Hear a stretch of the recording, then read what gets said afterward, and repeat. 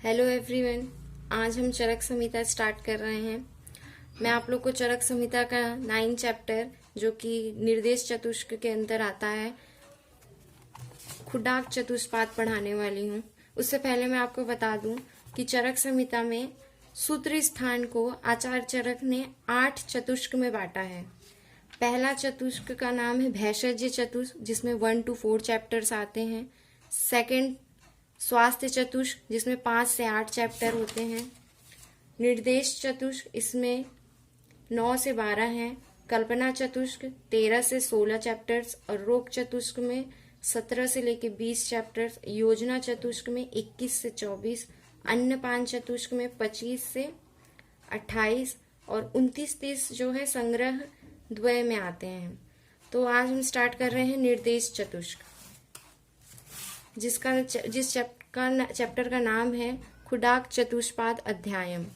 खुडाक का अर्थ होता है अल्पवचन या संक्षिप्त में, ठीक है। फिर इसमें आता है चिकित्सा के चतुष्पाद, बहुत इंपॉर्टेंट है, ये एग्जाम में सबसे ज्यादा पूछा भी जाता है, ठीक है। तो इसमें सबसे पहले हम पढ़ना है कि चिकित्सा के 4 पाद होते हैं। चतुष्पाद का मतलब ये होता है 4 पाद। चिकित्सा के क्या है 4 पाद? पहला तो है गुणवान वैद्य, गुणवान द्रव्य, गुणवान उपस्थता, गुणवान रोगी।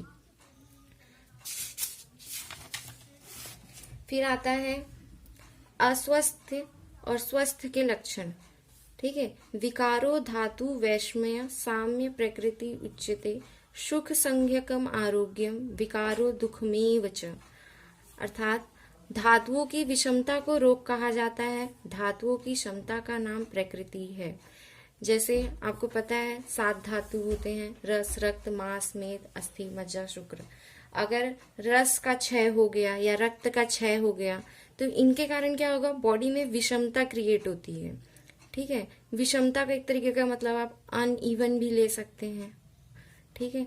अगर ऐसा क्षय क्रिएट हो गया तो उसके कारण जो है धातुओं की विषमता के कारण रोग उत्पन्न होता है। अगर धातु सारे इक्वल क्वांटिटी में हैं तो वो हमारी स्वास्थ्य अवस्था रहती है, मतलब हम उस समय आरोग्य की अवस्था में रहते हैं। तो ये होती है प्रकृति। उसके बाद आता है हमारा चिकित्सा की परिभाषा, बहुत बहुत इंपॉर्टेंट है, लर्न होना चाहिए। धातु की विकृति होने पर धातुओं में क्षमता लाने के लिए उत्तम वैद्य आदि चिकित्सा के 4 पादों की जो प्रवृत्ति होती है उसे ही चिकित्सा कहा जाता है, ठीक है। तो वैद्य के गुण श्रुते पर अवदातत्वम बहुशो दृष्ट कर्मता दाक्ष्यम शौच्यम इति गेयम वैद्य गुण चतुष्टयम। वैद्य के गुण शास्त्र का अच्छी प्रकार ज्ञान रखना, अनेक बार रोगी औषध निर्माण तथा औषध प्रयोग का प्रत्यक्ष दृष्टा होना, पवित्रता रखना, ठीक है। क्या बताया गया है कि शास्त्र का जो वैद्य है वो पहली बात तो अपने जो भी शास्त्र, जिस भी वो पैथी से उसको उस शास्त्र का अच्छा ज्ञान होना चाहिए। जैसे हम आयुर्वेद शास्त्र से हैं तो हमें आयुर्वेद में जितने भी संहिताएं हैं उनका अच्छे से ज्ञान होना चाहिए। हमने अनेक बार जो है प्रैक्टिकल वर्क किए हों, औषध का प्रयोग कैसे करना है वो भी देख चुके हों, और उन सबको, इन सारी जो हमने देखा है उनको अच्छे से हमें प्रयोग करना आना चाहिए। कहाँ कैसी युक्ति लगा के किस औषध को देना है, कहाँ पे कौन सा एग्जामिनेशन करना है, इसका भी ज्ञान होना चाहिए। और सबसे मोस्ट इम्पोर्टेंट हाइजीन मेंटेन होनी चाहिए, ठीक है। उसके बाद उत्तम औषध के गुण बहुता तत्र योगत्वम अनेक विध कल्पना संपच्चेति चतुष्कोयम द्रव्याणाम गुण उच्यते। तो वो एग्जाम में ऐसे पूछ लेता है कई बार, संपच्चेति चतुष्कोयम करके फिर डैश डैश दे देगा, आपको बताना पड़ेगा कि ये कौन से श्लोक में या फिर कौन सी जगह ये लाइन आई थी। तो याद होना चाहिए श्लोक भी कि औषधि का अधिक रूप में प्राप्त होना। उत्तम औषध क्या है? जो औषधि अधिक रूप में प्राप्त होती है। औषधि में जो व्याधि नाश की क्षमता होनी चाहिए। एक ही औषध को हम लोग बहुत सारी कल्पनाओं में चेंज कर सके। जैसे कि किसी को चूर्ण दिया जाए, आयुर्वेद, जैसे आयुर्वेद शास्त्र चूर्ण के लिए बहुत फेमस है कि भाई इसमें चूर्ण दिया जाता है। चूर्ण कई लोग नहीं खा पाते, तो उसको हम लोग गोली के फॉर्म में, वटी फॉर्म में भी दे सकें, है ना। या फिर उसका बहुत सारे कल्पनाएं अपने आयुर्वेद शास्त्र में बताई गई हैं, स्वरस इन जूस का फॉर्म, जूस की तरह सिरप फॉर्म में, ऐसे उनका हम लोग अनेक कल्पनाएं कर सकें। औषधियों में अच्छा रस, गुण, वीर, विपाक, ये सब होना, गुण विपाक हो, तो ये जो औषधियों में ये 4 गुण होते हैं तो वो उत्तम औषध कही जाती है। फिर उपचारक, परिचारक के गुण, मतलब नर्सिंग स्टाफ के गुण क्या होना चाहिए।